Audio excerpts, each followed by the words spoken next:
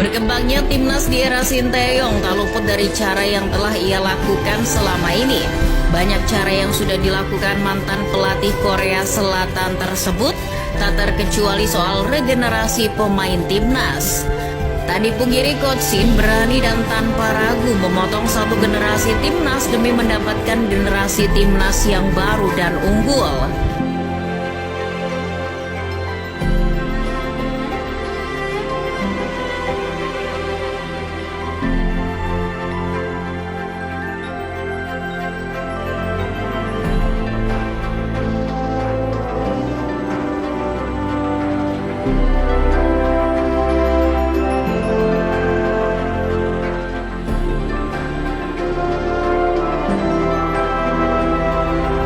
Munculnya pemain muda sangat jarang kita temui di era pelatih timnas terdahulu, misal Alfred Riedel. Masih ingat ketika timnas kita heboh masuk final Piala AFF 2010? Skuad timnas kala itu didominasi kaum tua seperti Firman Utina, M. Ridwan, Zulkifli Syukur, Ahmad Bustomi, Hamka Hamzah maupun Christian Gonzalez. Begitupun ketika pelatih Austria tersebut menukangi timnas untuk periode keduanya pada tahun 2013 hingga 2014. Di Piala AFF 2014, para pemain tua masih dipertahankan seperti Zulkifli Syukur, M. Ridwan, Firman Utina maupun Christian Gonzalez. Padahal ketika itu muncul beberapa punggawa timnas U19 asuhan Indra Syafri seperti I Putu Gede, Muklis Hadining, Hargianto, Zulfandi, dan masih banyak lagi. Angin segar pemanggilan pemain muda ke timnas senior sebenarnya diharapkan ketika mantan pelatih Spanyol U21, Luis Milla, ditunjuk sebagai pelatih timnas Garuda pada tahun 2017. Luis Milla ikut membantu PSSI untuk meluruskan filosofi yang sudah mereka punya, yakni Villanesia atau kurikulum sepak bola yang diterapkan di beberapa sekolah sepak bola seluruh Indonesia. Milla kemudian membuktikan kapabilitasnya sebagai pelatih, namun bukan di kompetisi selevel AFF. Namun, Milla turun menangani timnas Indonesia U23 di ajang Asian Games. Pada saat itulah ia memunculkan nama-nama baru di kancah sepak bola tanah air, Bagas Adi, Ricky Fajrin, Septian David, Sadil Ramdhani maupun Febri Haryadi ikut dalam rombongan skuad tersebut. Nama-nama tadi yang kebanyakan usianya masih cukup muda kemudian menjadi pilar timnas Indonesia senior. Sayangnya, Milla tidak menemani mereka di Piala AFF 2018 karena keburu dipecat. Sang asisten Bima Sakti kemudian melanjutkan kiprahnya sekaligus tanggung jawab untuk mengembangkan bakat muda. Ironisnya, pengembangan bakat muda semacam itu mandek di era Simon McManamy. Sampai akhirnya datang pelatih dari Korea Selatan, Sinteyong, pada tahun 2020. Dilansir CNN, sejak awal kedatangannya, Coach Shin langsung membicarakan sebuah regenerasi pemain. Perkataan Sinteyong dibuktikan di Piala AFF 2020. Timnas dihuni oleh banyak muka baru yang belum pernah tampil di ajang Piala AFF sebelumnya, seperti Pratama Arhan, Nadeo Asnawi, Syahrian, Dewangga, Rahmat Irianto maupun Ramai Rumaki. Bahkan dilansir bola.net, rata usia pemain timnas di Piala AFF 2020 adalah 23,8 tahun. Itu merupakan rataan skuad termuda di antara para peserta Piala AFF 2020. Meski hasilnya kurang maksimal karena belum juara, namun setidaknya proses yang dilakukan Sinteyong di awal kepemimpinannya patut untuk diapresiasi. Buktinya beberapa pemain yang dipanggilnya itu lambat laun menjadi embrio bagi generasi baru timnas Indonesia hingga sekarang. Banyak yang menyebut cara memotong satu generasi timnas itu sebagai sebuah hal yang terlalu berani diambil Sinteyong. Awalnya, banyak yang mengkritik kebijakan Sinteyong tersebut. Namun Sinteyong bergeming, ia maju terus dan percaya cara yang ia yakini itu adalah cara yang tepat. Selain nama-nama bintang seperti Beto, Andri Tani, Boas, Ferdinand Sinaga, maupun Zulham Zamrun, pemain muda di era pelatih sebelumnya seperti Febri Haryadi, Hansa Muyama, Ricky Fajrin, Septian David, maupun Putu Gede juga jadi korban pemutusan satu generasi timnas oleh Coach Shin.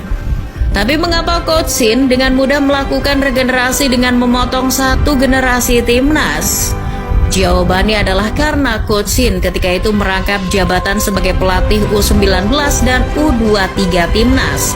Jadi, ia bisa tiap hari memantau para pemain muda potensial timnas Indonesia yang dirasa cocok dalam sistem permainannya. Ada banyak alasan yang mendasari Coach Shin melakukan potong generasi timnas. Dilansir Goal, Coach Shin mempertimbangkan kondisi fisik pemain, motivasi dan kecocokan dengan sistem permainan. Itulah kenapa kita bisa banyak melihat wajah baru pemain timnas Indonesia di era kepelatihannya. Menurut Coach Shin, keberadaan pemain muda memudahkannya dalam mengatur dan didoktrin dengan sistem yang akan ia terapkan, ketimbang para pemain yang sudah matang dan berumur. Selain itu, faktor fisik yang masih prima dan motivasi bermain yang masih tinggi juga menjadi pertimbangan oleh Coach Shin. Kebijakan berani dari Sinteyong tersebut ternyata mampu berbuah hasil. Pemain muda baru mulai disegani, sebut saja Pratama Arhan, Asnawi, Marcelino Ferdinand, maupun Ramadan Sananta. Tak hanya tren munculnya para pemain muda saja, namun hal itu juga sejalan dengan capaian prestasi yang didapat oleh timnas.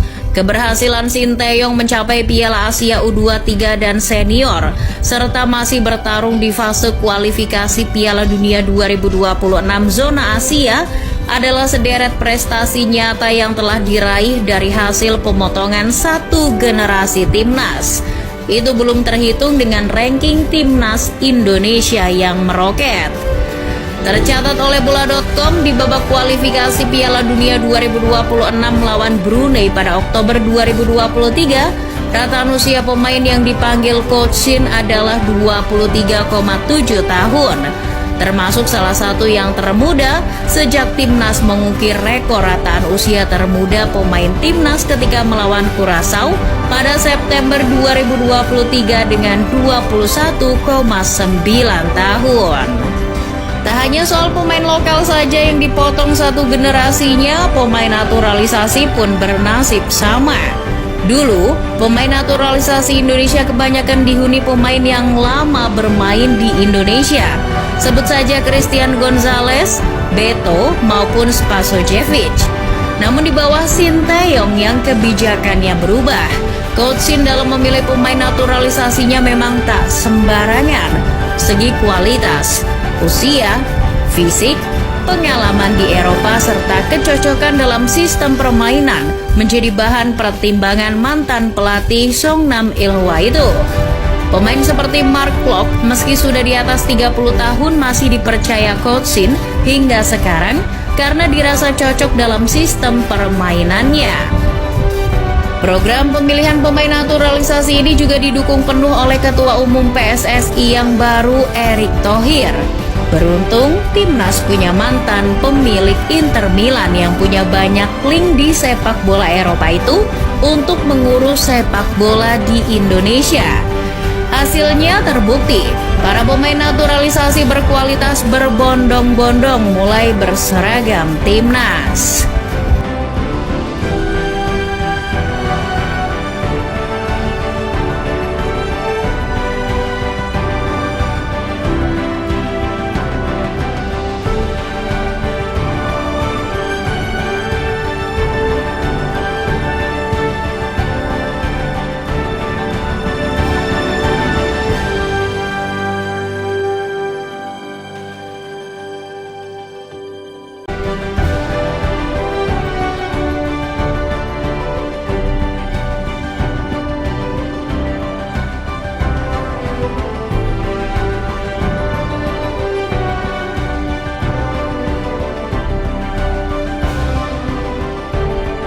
Well, sekarang terbukti bahwa berkembangnya timnas di bawah Coach Shin salah satunya disebabkan oleh cara dia dalam memotong satu generasi timnas.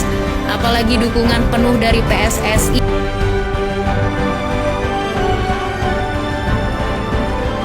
Itulah kenapa timnas Indonesia bisa jadi ngeri seperti sekarang ini.